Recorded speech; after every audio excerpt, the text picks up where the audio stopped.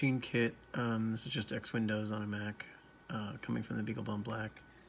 There's the stepper, ClearPath servo, I should say, and here's the scope output.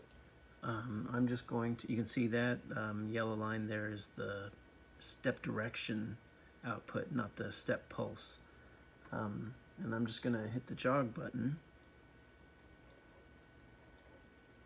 And you can see when I stop jogging, sometimes it settles down, but there's always a little pulse.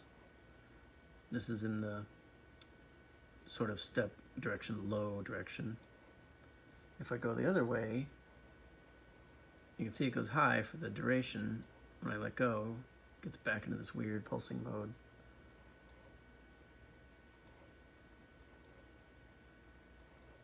I don't think it's dependent on its actual position along the axis.